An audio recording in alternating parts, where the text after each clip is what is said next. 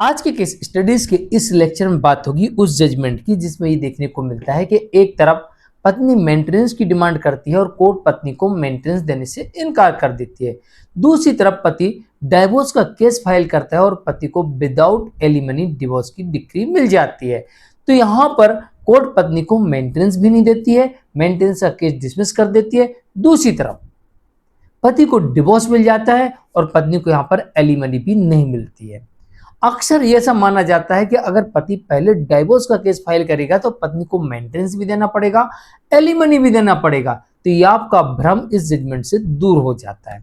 दरअसल मेंटेनेंस और एलिमनी और डाइवोर्स परिस्थितियों और तथ्यों के आधार पर तय होता है, ना कि किसी भ्रम के आधार पर कोर्ट तय करती है।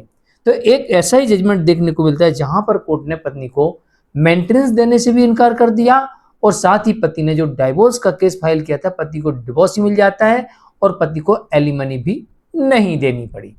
जय जनेन्द्र, हम केस जैन। वीडियो को लाइक और शेयर कर दीजिए और इस तरह के जजमेंट्स का पैकेज पाने के लिए जिसमें लगभग आपको 200 जजमेंट्स मिलते हैं या अन्य किसी जानकारी के लिए दिए गए नंबर पर आप हमें संपर्क कर सकते हैं। चलिए शुरुआत करते हैं। मैं अक्सर कहता हूं कि भ्रम में मत रहिए। कोर्ट क्या कहती है, जजमेंट क्या कहते हैं, इनको पढ़िए और फिर अपने वकील साहब से डिस्कस करिए और फिर आगे पढ़िए। ये कोरा भ्रम है कि अगर पति पहले डाइवोर्स का केस फाइल करता है तो उसे केस लड़ने का खर्चा देना पड़ेगा, उसे मेंटेनेंस देना पड़ेगा, उसे एलिमनी देना पड़ेगा। ये कोरा भ्रम है। हर केस में ऐसा बिल्कुल नहीं होता है। परिस्थितियों के आधार पर कोर्ट केस लड़ने का खर्चा देती है या नहीं देती है, परिस्थितियों के आधार पर कोर्ट मेंटेनेंस देती है या नहीं देती है, और परिस्थितियों के आधार पर कोर्ट एलिमनी देती या नहीं देती है, और परिस्थितियों के आधार पर ही कोर्ट डिवोर्स देगी या नहीं देगी। अब ये परिस्थितियां क्या हो सकती हैं, चलिए चलते हैं इस जजमेंट की तरफ। जहां पर पति के द्वारा पत्नी के विवाह विच्छेद के पश्चात यहां पर पति पत्नी के बीच में तलाक हो जाता है, अब डिवोर्स हो चुका है। अब डाइवोर्स के बाद पत्नी यहां पर भरण पोषण की डिमांड करती है, तो कोर्ट ने इस मामले में पत्नी को भरण पोषण देने से इनकार कर दिया। इस मामले में पत्नी की जो इनकम थी वो पति से अधिक इनकम थी, इस कारण से इस मामले में ना पत्नी को एलिमनी दी गई और ना ही मेंटेनेंस दिया गया। तो आप कितने भी बार केस कर लीजिए मेंटेनेंस का, मेंटेनेंस आपको परिस्थितियों के आधार पर ही कोर्ट देगी या नहीं देगी।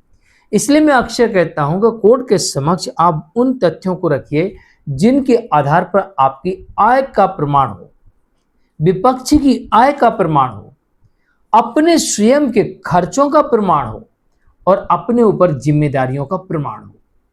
और इसके अलावा फिर बाकी अन्य चीजें भी मेंटेनेंस और एलिमनी के मामलों में, डिवोर्स के मामलों में देखी जाती हैं, जो कि क्रूरल्टी होता है, अडल्ट्री होता है, रीमैरिज होता है और इसके अलावा कुछ अन्य परिस्थितियां भी हो सकती हैं।